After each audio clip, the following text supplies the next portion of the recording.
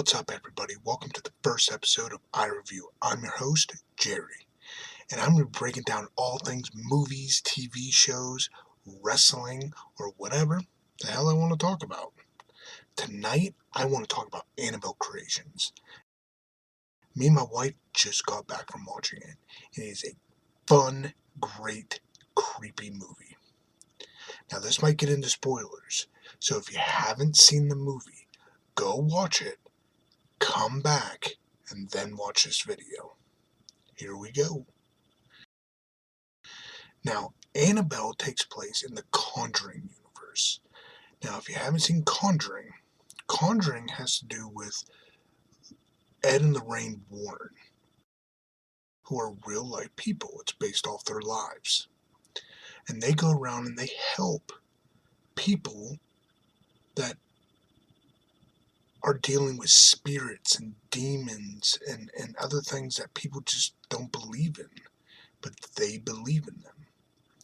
Now, when The Conjuring first came out, it was a creepy, fun movie, and it was about time because horror was slacking in that department. And then Annabelle came out, and it just missed the mark on everything because it took something so fresh and something that Child's Play did so well back in the day and just missed it. And then out came Conjuring 2, and they were back again with the Crooked Man and the Nun, which she makes an appearance in Annabelle Creations. Now, out comes Annabelle Creations. It's like almost an origin story of how Annabelle came to be. Now, it's all set with this family who has a daughter who passes away. Now, it's very sad, and they pray and hope every single night that their daughter will come back in any form, and they prayed to anything was willing to give them their daughter back. Well, something did, and they didn't realize, and they thought maybe it was God or some type of mystical being that gave their daughter back. Well, they kept praying and hoping that, hey, will you please let me possess this doll, because the dad was a toy maker or a doll maker. Well, she does, and finds out it ain't their daughter. It's this demon. And he's extremely evil, and all he wants is souls. Now, here comes this orphanage. At 12 years later, they come and they need a place to stay. Now, this wife, who was attacked by this demon, is now bedridden. The husband is trying to move on with his life, and you can see the change, how he loved his daughter. He embraced his daughter, and then how he's so cold and almost heartless with these other orphan kids.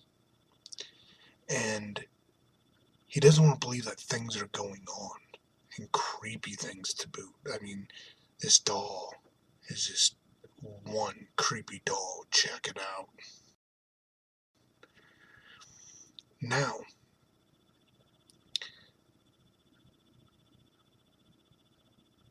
these kids start going through this thing, and they start having little experiences here and there and here and there, and one of the little girls is finally ends up letting the demon out, and it possesses her. And at first I was like, I really wasn't on board with her acting, and then she switched it and turned evil, and it all made sense. And I was like, oh man, now she's an amazing actress, because she switched it from being this sweet, innocent girl that I would adopt to then turn around and be so creepy and heartless, and I would probably punch in the throat because it creeps me out. So, and it had a few jump scares which pissed me off, and they freaked me out, but I love them and hate them all at the same time. I mean, my wife was grabbing my leg hard a few times. Now, there's a few callbacks to some of the other movies, like Mr. Mullins end up asking the nun that is there with the orphanage about another nun who appears in a photograph, who ends up being the nun from The Conjuring 2. And there's two post-credit scenes that have to do with, one has to do with Annabelle, and she's well, and she's living, and uh, the other one is setting up for the future movie Annabelle, or future movie The Nun. Now, it ends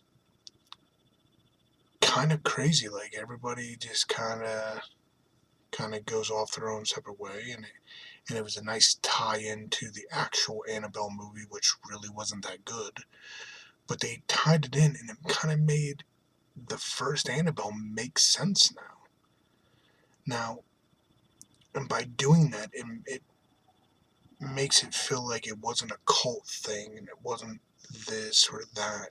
It was an actual demon that was possessing this girl, and she just grew up with this demon.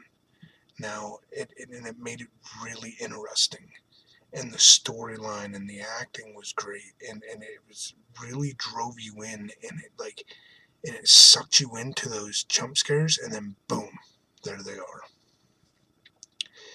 Now, with the ending and stuff like that, it just,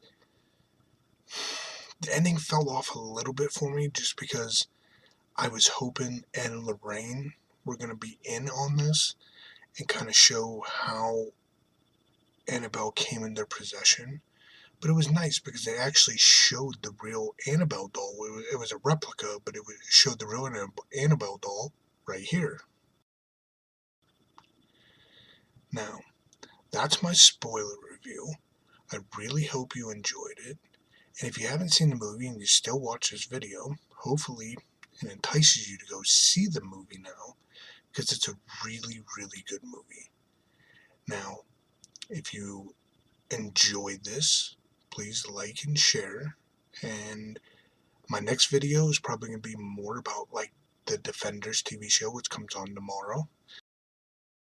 I'm really excited about that. So, hope to hear from you.